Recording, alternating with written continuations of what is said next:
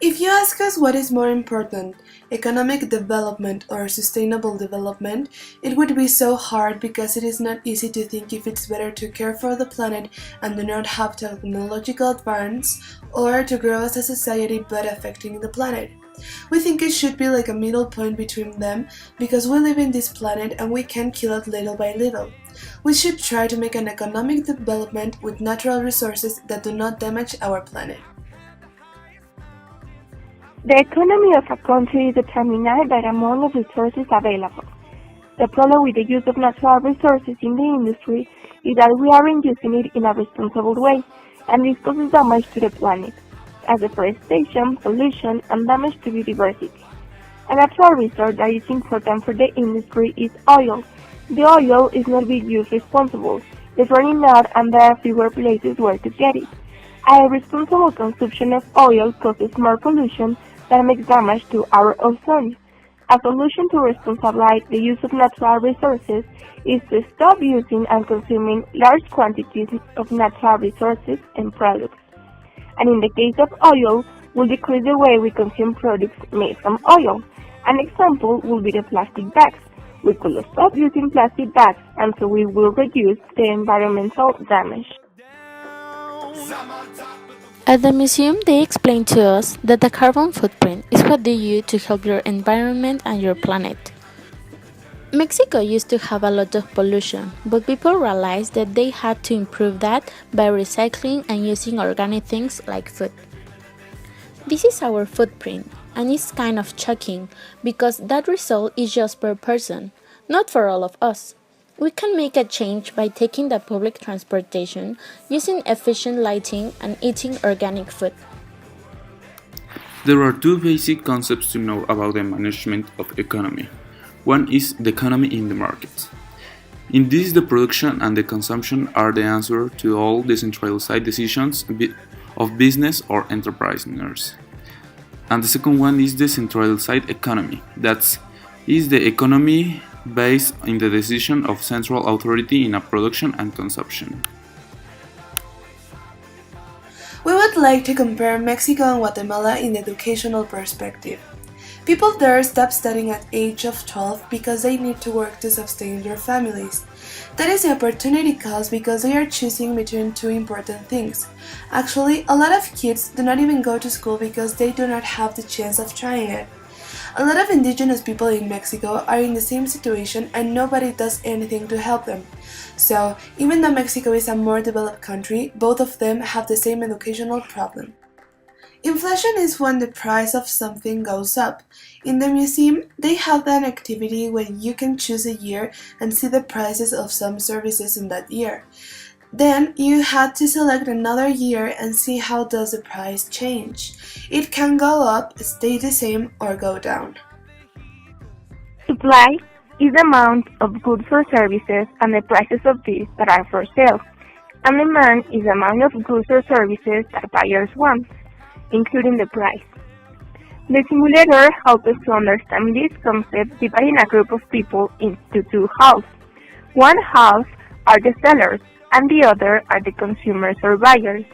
The sellers give a price and they have to try to make that the buyers accept that price so they can sell. If the buyer don't want the price that the seller offers, both have to negotiate. So the seller doesn't lose money and sells his product and the buyer don't waste money and can buy the product in a good price. And when this happens, when both accept, it's called the equilibrium point.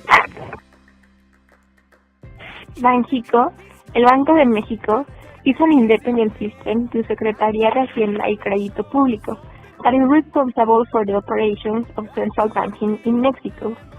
Its goal is to maintain stability in the purchasing power of the currency and promote the good development of the financial system and within this, the payment system, which involves the money we use, the money from other countries that is circulating in Mexico, and the money in documents such as titles of credit or by electronic money.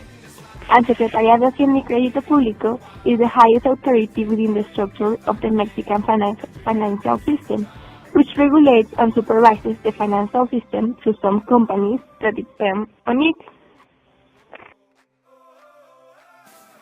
The ISR is an income tax. This tax rates for individuals during the same years, 2004 and 2005, at 30%. It must be paid each month to the Service Tax Administration Office or authorized by the federal entities. This entered into force on January 1, 2002. Mexican property taxes are known as predial. Unlike most places, these taxes are used to operate local governments. This is related to the land or to the cultivation of land. The property tax rate in Mexico may range from 0.27% to 1.35% depending on the location of the property. The IEPS is a tax on services and products. Since the first minute of 2014, that tax reform took effect. Additional to the 60% value-added tax on pet food and transportation, then it adds 8% charge to some other products. This tax is not paid by companies, factories, or distributions, just by consumers.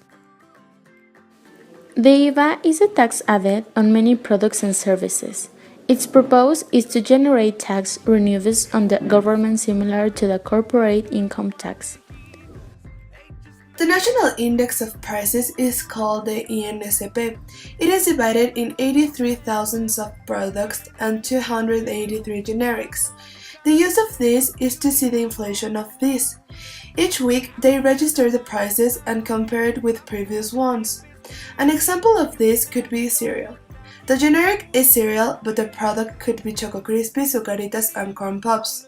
In the museum, they had this activity where you can see how does inflation works. You put all the services you can afford with a certain quantity of money, and as the inflation goes up, you can see that with the exact amount of money, you cannot afford the same things you used. An example could be soda. If the price of water goes up, the soda would do the same because they use water to make it. In Mexico, the economy is governed through the Ministry of Finance of the nation, who organize the budgets and control economic measures according to the financial and economic situation. It is related to the inflation, production such as export, import, and so many other economic aspects. In Mexico is practiced a neoliberal economic that establishes the non-intervention of the government in all aspects. This acts as free play of supply and demand. The Human Development Index refers to the opportunities of individuals to enjoy their life, to obtain sufficient resources to get involved and decide on their own in judgments such as access to socially useful knowledge. Also, it serves like a guide to approaching the progress and freedom of the individual and to avoid the accumulation of resources. We would like to live in Finland. The economy there is stable, the education is the most advanced in Europe, and in general, their Human Development Index is stable. They do not have poverty, the people study for having a job, and they work for getting what they want. At the museum, they had a chart where you can see the differences between some countries, and it is kind of shocking how different Honduras and Finland are as an example.